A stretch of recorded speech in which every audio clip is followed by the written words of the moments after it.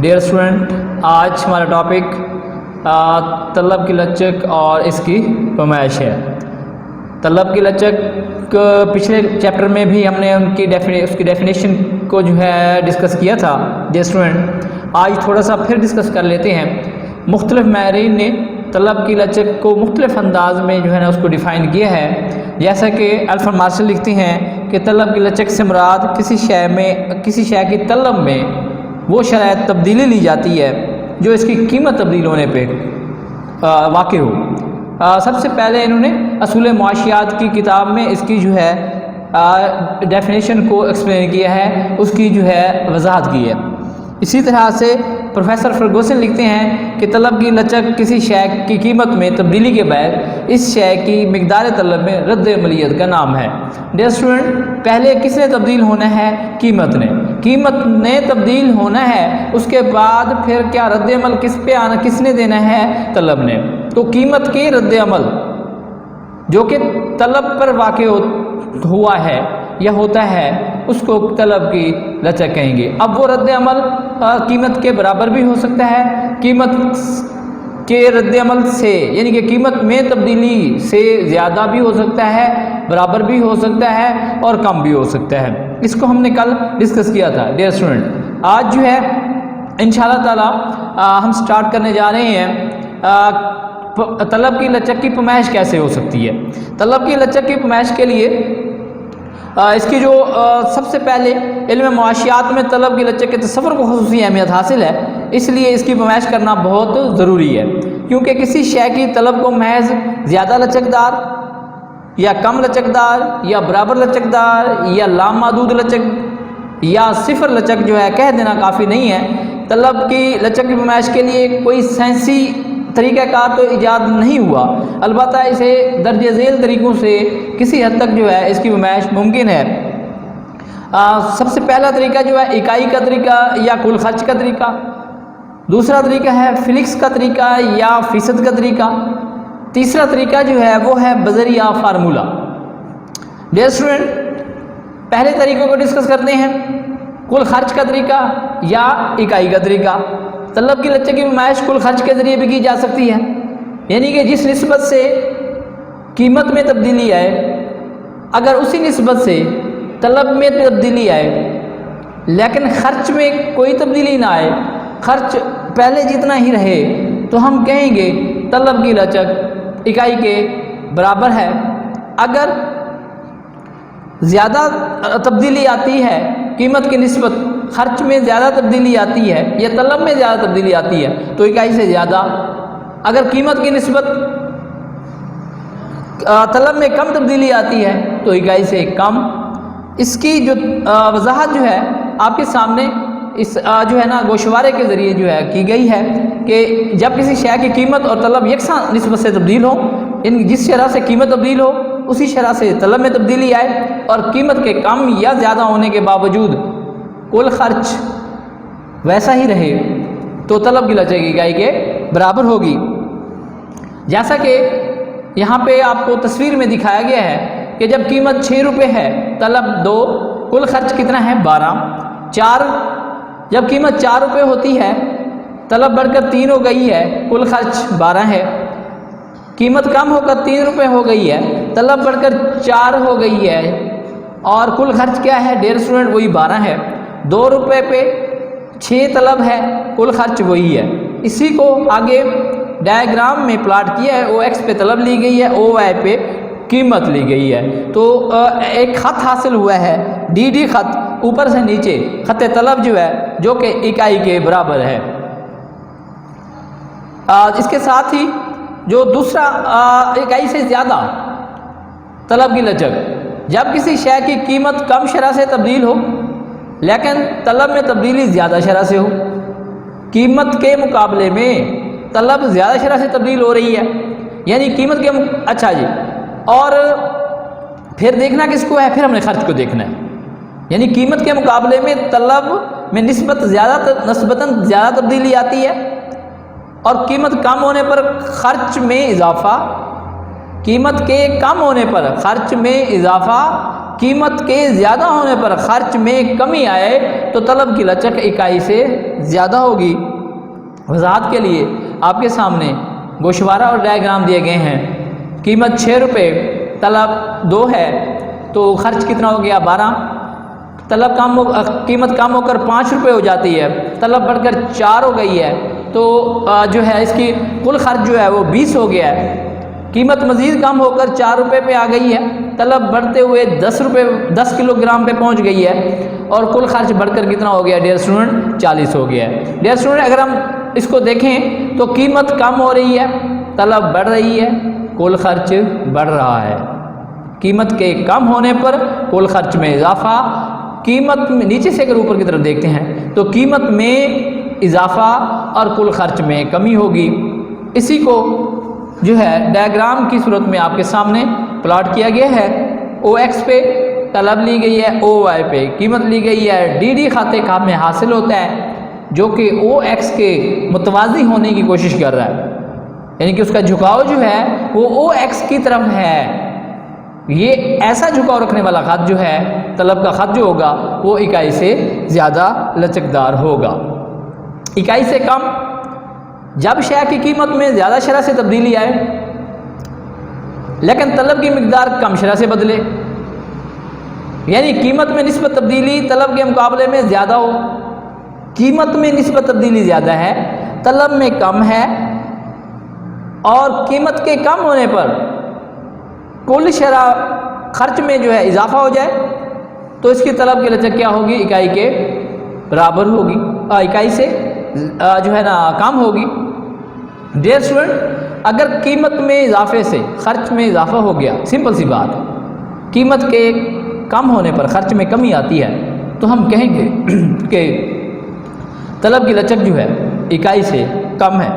वजाहत के लिए गोशवारा है, 2 रुपये कीमत, तलब कितनी है 5, खर्च कितना हो गया 10, 4 रुपये कीमत पे तलब 4, खर्च 16, 8 रुपये कीमत पे तलब 3 और खर्च कितना है 24। डियर स्टूडेंट अगर गौर से देखें तो कीमत में इजाफा हो रहा है और आखिरी कॉलम में कुल खर्च में भी इजाफा हो रहा है।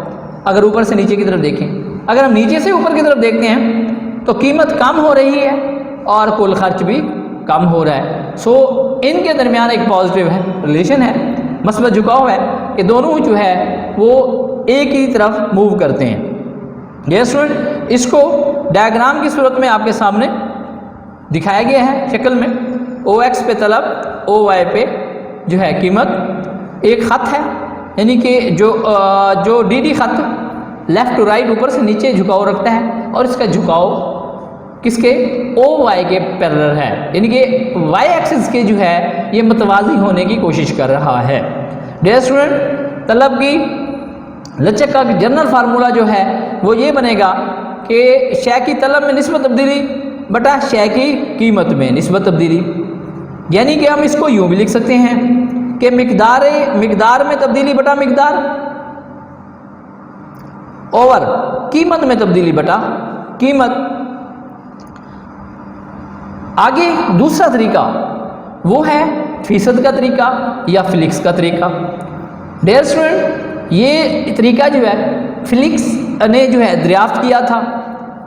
इसके मुताबिक कीमत में और तलब में होने वाली जो तब्दीली है उसको फीसद में ज़ाहिर किया गया होता है, यानी कि इसके भी आगे 3 ही वो जो है ना हिस्से बनेंगे, यानी कि इकाई के बराबर, इकाई से ज़्यादा, इकाई से कम।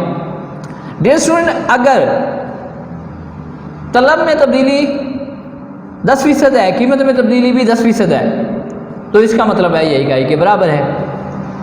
अगर तलब में तब्दीली 20% है, कीमत में तब्दीली 10% है, तो इसका मतलब है ये इकाई से ज़्यादा है, यानी कि आंसर क्या आएगा इसका 2 आएगा।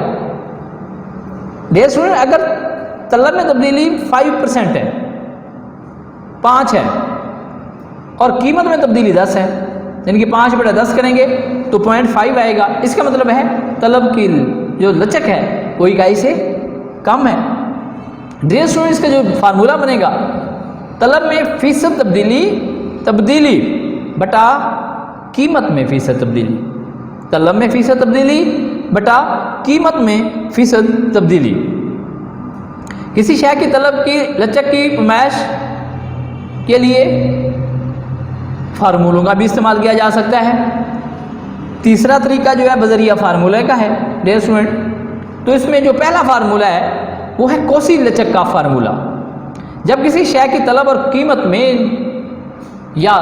में और तलब में नुमायां तब्दीलियाँ हों, यानी कि वाज़े तब्दीलियाँ हों, खत्ते तलब पर बनने वाले जो दो नुकात उनके दरमियान एक वाज़े गैप हो, वाज़े डिस्टेंस हो, ताकि उसको आसानी के साथ हम उसकी लचक को माप सकें, तो ऐसी सूरत में तलब में तब्दीली की हालत को कोसी लचक कहते हैं। इसका जो फार्मूला बनेगा वो है तलब की लचक, यानी कि E is equal to Q0 minus Q1 over Q0 plus Q1 इस सबका over P0 minus P1 over P0 plus P1। Dear student ये फार्मूला होगा, यानी कि आपके सामने इसका छोटा सा गोशवारा दिखाया गया है। कीमत 25 रुपये पहले है, फिर जो है वो 20 रुपये हो जाती है। तलब पहले 8 थी, फिर 10 हो गई है, यानी कि कीमत पहले ज़्यादा थी, तलब कम थी, फिर कीमत कम हो गई, तलब ज़्यादा हो गई। इसी को अगर हम उस फार्मूले में पुट करते हैं जो कि ऊपर अभी मैंने आपको जो है ना बताया है, तो तलब की लचक इकाई के बराबर आती है। इस फार्मूले को सॉल्व करने के बाद अगर हम डायग्राम पर इसकी तस्वीर लेते हैं तो OX पे तलब, OY पे कीमत। अब DD खत पर दो नुकात वाज़े हैं डियर स्टूडेंट। खत पे जो है A और B के दरमियान तलब की लचक को जो मापना होगा या इसकी पैमाइश जो है ये कोसी लचक के ज़िम्मे में आएगी। क्यों डियर स्टूडेंट? उसकी वजह यही है कि इनके दरमियान एक वाज़े डिस्टेंस है, इनके दरमियान एक वाज़े फ़र्क है। दूसरा तरीका जो था वो है नुक्ती लचक का फार्मूला। ये फार्मूला तलब की लचक मालूम करने के लिए इस वक्त इस्तेमाल होता है जब कीमत और तलब में निहायत ही मामूली तब्दीलियाँ रूनुमा हों। ऐसी सूरत में खत तलब पर दो नुकात एक दूसरे के इतने करीब होते हैं कि एक ही नुक्ता मालूम होते हैं, दूर से एक ही नुक्ता मालूम होंगे। यानी खत तलब पर बनने वाले दो नुकात उनके दरमियान जो डिस्टेंस होता है, जो फासला होता है, वो इस कदर कम होता है कि दूर से हमें वो एक ही नुक्ता नज़र आता है। इस तरीके से तलब की लचक की पैमाइश बजरिया यानी कि जो पैमाइश की जाती है इसको नुक्ती लचक का नाम दिया जाता है डियर स्टूडेंट। इसका जो फार्मूला है वो आपके सामने मौजूद है कि E is equal to delta Q over Q over delta P over P। इसको हम इस तरह से भी लिख सकते हैं कि delta Q over Q into delta P over P, या फिर हम इसको इस तरह से भी लिख सकते हैं कि delta Q over Q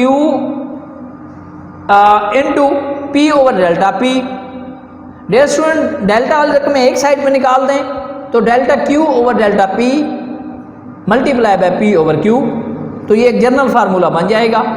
delta तब्दीली की अलामत है, यानी मिकदार तलब में तब्दीली बटा कीमत में तब्दीली, ज़रा कीमत बटा मिकदार।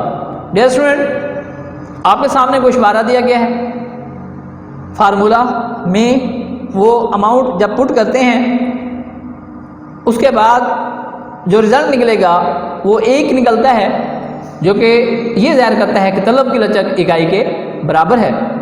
इसी को डायग्राम के ज़रिए जो है आपके सामने दिखाया गया है कि जब A और B खत तलब पर वाक़ई हैं, लेकिन इनके दरमियान जो डिस्टेंस है, जो फासला है, वो निहायत ही मामूली है, निहायत ही कम है। इसी वजह से ये हमें दूर से एक नुक्ता मालूम होते हैं। डियर स्टूडेंट ये था हमारा आज का टॉपिक। इंशाअल्लाह ताला नेक्स्ट टॉपिक के साथ फिर हाजिर होंगे। अल्लाह ताला आपका हामी नासिर।